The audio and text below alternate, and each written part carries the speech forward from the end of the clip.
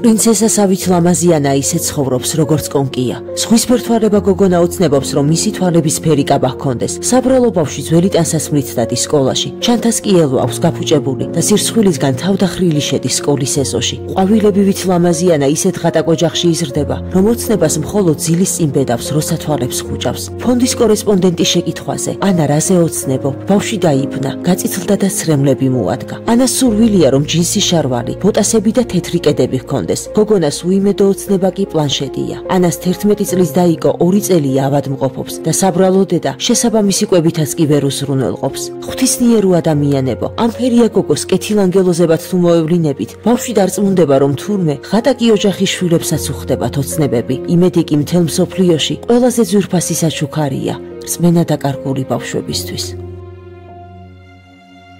გადარიცხეთ ნებისმიერი თანხა ჩერნოვეცკის ფონდის ოფიციალური საიტის მეშვეობით.